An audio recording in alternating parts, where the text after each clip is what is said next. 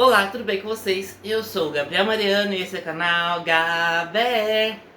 E no vídeo de hoje a gente vai comentar a respeito do reencontro que teve aí do Castelo Rá-Tim-Bum, aí patrocinado pela Oreo. Então, bora pro vídeo que eu vou falar tudo sobre o que eu achei a respeito desse reencontro.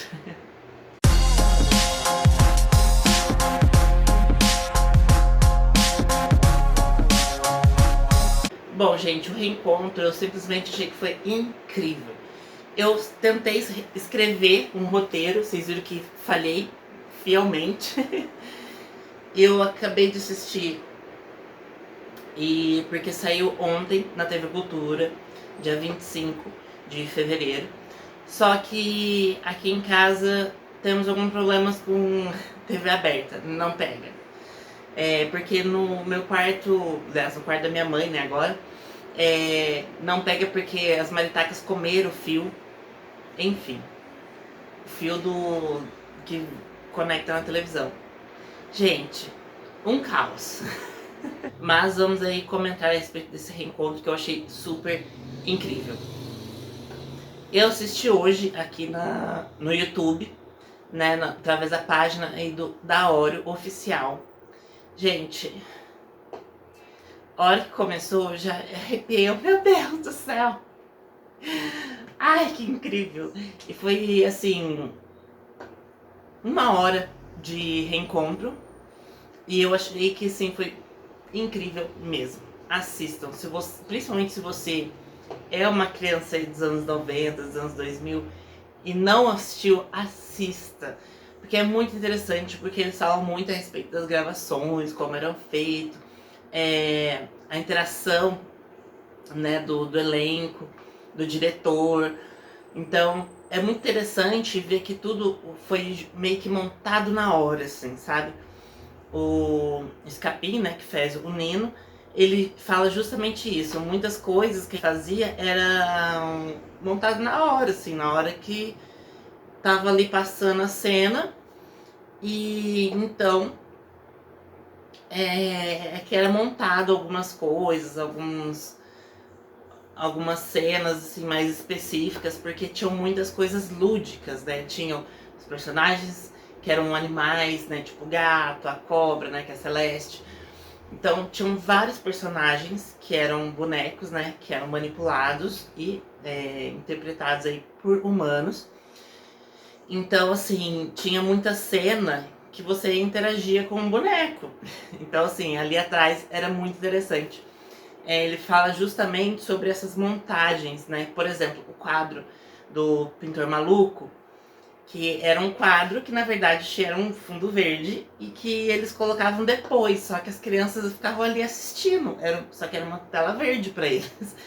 Então é muito, muito legal entender o conceito de como foi montado tudo isso, como foi montado uma coisa que foi parte da infância de muitas crianças que hoje em dia já tem lá seus 25 mais, né, 30 e poucos anos. Então é muito interessante ver esse lado backstage, esse lado atrás das câmeras aí com os atores da série, né? Como eu disse no outro vídeo, não teve o Luciano Amaral, né? Porque a ESPN não liberou ele. Eu senti falta, sim, muita dele. A gente começa ali no reencontro com a Biba, que é uma personagem que é muito enérgica ali na série. Ela que faz muitos questionamentos. Tirando o Zequinha, né?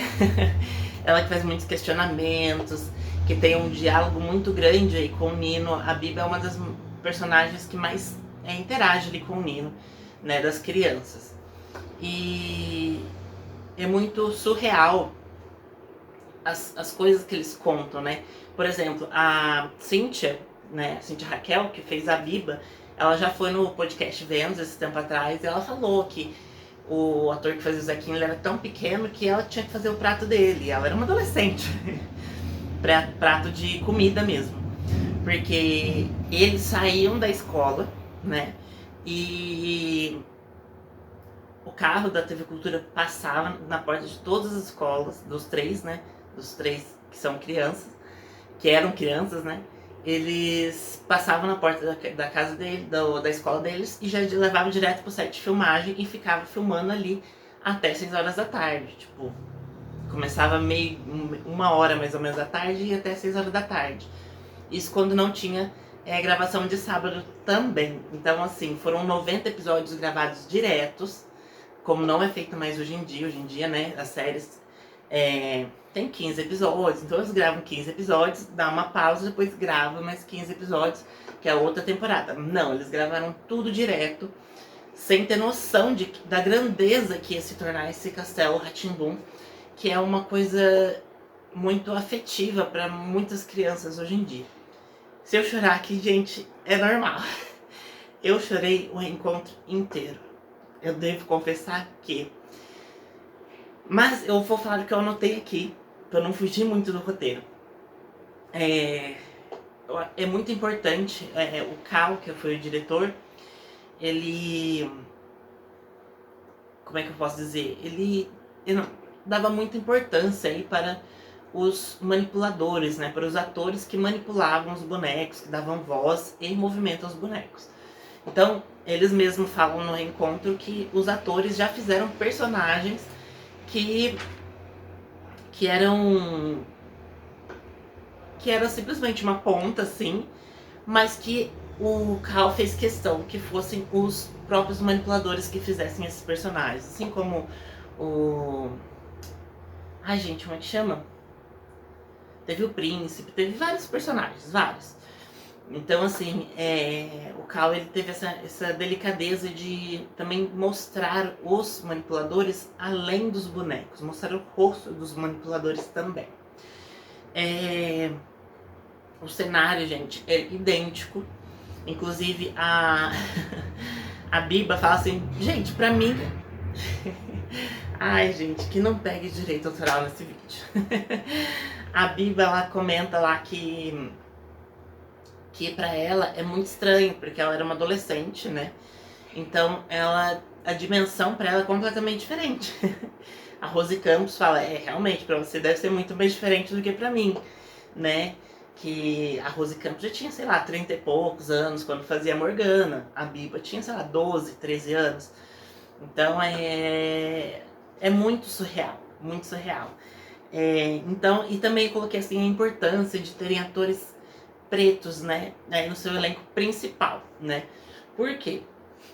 Em todo o Castelo Rá-Tim-Bum tiveram 4 atores pretos que não interpretavam escravos, coisa que era muito difícil na época. Ali nos anos 80, 90, eram vistos sim personagens de novela, de filmes pretos, porém eram personagens que eram escravos.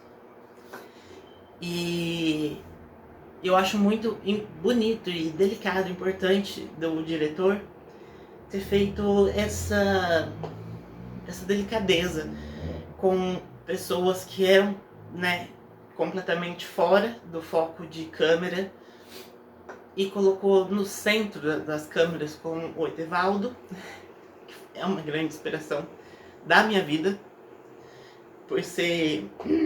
A gente tive que cortar porque eu tava muito sensível. O Etevaldo, ele é muito vívido na minha vida porque quando eu me identifiquei como pessoa queer, logo na minha mente veio o Etevaldo. Que ele é um ET, né? Ele é um extraterrestre que simplesmente... Olha, eu me identificando com ET, né? Mas enfim. Ele tinha essa coisa de não sei se é um ET homem ou mulher, ou sei lá, se existe essa nomenclatura nos extraterrestres. Ele não tinha isso, ele trazia essa coisa, esse homem mais feminino, esse personagem que era feminino e másculo ao mesmo tempo. Então, assim, era incrível o quanto que, quando eu me identifiquei como queer, logo na minha cabeça veio o Etevaldo na minha mente.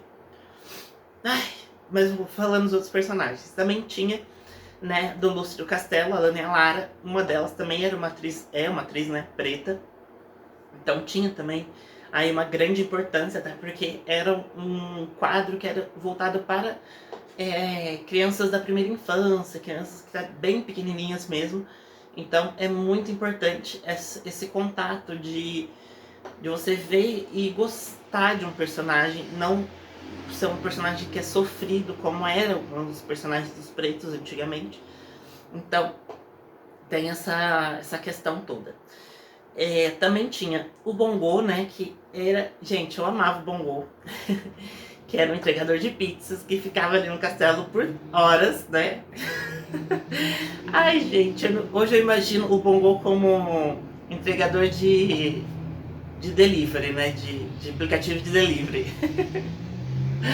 Ai, gente, é muito incrível o quanto a gente consegue enxergar ainda os personagens até hoje em dia na nossa vida. E também, óbvio, tinha a Biba, que foi uma das primeiras crianças pretas a aparecerem aí na TV nacional. Inclusive, ela já recebeu muitas homenagens de atrizes globais mesmo, assim como Thaís Araújo, falando que ela teve muita importância na vida. Eu fico emocionado porque... meu pai é preto, era preto, né? Minha avó é preta, meus irmãos. E é muito interessante ver que tinham personagens que eram amorosos, que tinham vidas felizes e não eram sofridos. Então, assim, é muito importante pra mim também. Gente, esquece que esse vídeo vai ser chororô só. Vamos me prontificar pra não ficar muito longo esse vídeo. Também teve essa coisa da Morgana, ser uma das primeiras bruxas, né? Que a gente teve contato, que não era essa coisa de feiticeira amada, essa coisa de só querer saber de fazer bruxaria para os outros, né? Assim como a gente vê aí nas bruxas da Disney. Então, eu acho incrível esse trabalho que a Rosi Campos teve, até porque era uma bruxa de 6.000 anos, então fala no reencontro, inclusive, entretanto, que quando ela recebeu o convite para fazer a Morgana, o interessante fosse que a Morgana fosse uma contadora de histórias, né? Ela, tanto que tem histórias incríveis, que ela conta a história de Troia, de várias histórias, acontecimentos históricos mesmo,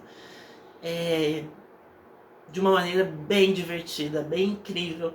Então, assim, a Morgana, ela sempre vai estar no meu coração. Sempre. E também, o que eu anotei aqui, eu já falei. Porém, tem uma coisa que no finalzinho desse reencontro, que é muito emocionante, gente. Tá um calor do cão, tive que fechar o vidro do quarto, porque tá uma barulheira só aqui na rua de casa, mas enfim. Tem um acontecimento aí no finalzinho do episódio que é muito emocionante. Foi muito, acho que, mais emocionante pra quem esteve lá, óbvio, porque os atores vivenciaram com ele, que foi o Dr. Vitor. Teve uma pequena homenagem ao Dr. Vitor, que o ator já faleceu, né? Eu falei isso no primeiro vídeo, falando do reencontro do Castelo Rá-Tim-Bum. E a hora que eu olhei, que eu já tava assim, com um balde que assim, ó, enchendo o balde de água, de lágrimas, né? E a hora que eu olhei e vi a Cíntia Raquel também, assim, se debulhando em lágrimas, que assim, os atores ficaram todos chocados, assim, com a homenagem, porque eles não sabiam também. Então, assim, o único que sabia era o Cal, que era o diretor, que tava ali meio que entrevistando os atores, comentando a respeito de personagens, né, de cada ator. Ele sabia dessa homenagem e foi, sim, surreal pra todo mundo. Pra mim não ia ser diferente, né? Enfim, assistam e vejam essa homenagem. Se você não se emocionar, gente, procura uma psicóloga, porque olha, é caso de tratamento. E, gente, se você nunca assistiu Castelo Rá-Tim-Bum, também reassista esse encontro, que foi um reencontro depois de 30 anos de gravações, Porque, como eu disse, como foi gravado tudo de uma vez, foi gravado em 1993, todos os episódios da série. Então, faziam às vezes 30 anos que alguns atores não se viam, óbvio, né? Que alguns trabalharam juntos, fizeram alguns trabalhos juntos, mas esse reencontro de poder se comunicar, de poder, como é que eu falo? De conversar mesmo, assim, depois de 30 anos, por exemplo, a Biba, que era uma adolescente, o Zequinha, que era menino de, sei lá, 5, 6 anos. Então, assim, era surreal o como foi incrível esse encontro para eles também, né? Inclusive o Escapim, né? O que fazia o Nino, ele, que dá vida, né? O Nino, ele chegou a comentar aí com a Cíntia Raquel que era a coisa mais estranha, porque acredito, porque no podcast Vênus ela comentou, a Cíntia Raquel comentou sobre isso, porém eu acredito que já tinha sido gravado essas coisas do reencontro. Tanto que ela pegou e falou assim, ele simplesmente pegou e falou pra mim, é incrível como que eu te conhecia como criança e hoje eu consigo sair com você como mulher já. Então assim, é muito diferente pros atores também. Toda essa evolução, todos esses 30 anos também fez muita diferença para os atores. Óbvio que o Escapim, às vezes, ele chegou a fazer alguns teatros representando o Nino e teve vários trabalhos, né, fora do Castelo Rá-Tim-Bum que também, só que não fizeram juntos, né, o que é uma coisa completamente diferente, porque agora eles se reuniram, né. Então, gente, se você não assistiu o Castelo Rá-Tim-Bum, procure aí no YouTube, sempre tem episódios aí, assistam, porque assim, gente, a gente aprendia coisas de ciência, de história, matemática, artes, cultura, porque tinha também os fantoches, né, que eles sempre estavam em lugares diferenciados, né, na Holanda, na China. Então, assim, a gente aprendia muita coisa incrível, divertido, de uma maneira, assim, completamente leve e lúdica. Então assistam, porque eu tenho certeza que vocês vão amar. Pode ser criança, pode ser adulto, pode ser adolescente. Assista, gente, assista, porque são coisas que, assim, ficam marcantes na nossa vida, tá bom? E se você é novo aqui, seja muito bem-vindo. Aproveita, já se inscreva no canal e ative o sininho. E também deixa o like no vídeo, né, gente? Não custa nada, vocês me ajudam muito com o crescimento do canal. E também lembrando que a vinheta nova do canal de 500 inscritos também foi assim... tive uma ideia de trazer aí os anos 90. Muitos programas dos anos 90 tinham uma abertura que lembrava essa coisa, principalmente na cultura, né? Que era uma coisa mais de do it yourself. Muitos do it yourself saíram aí da TV Cultura, aprendendo a fazer muitas coisas. Então, seja muito bem-vindo quem é novo aqui. E eu vou me despedindo até o próximo vídeo. Beijos, tchau!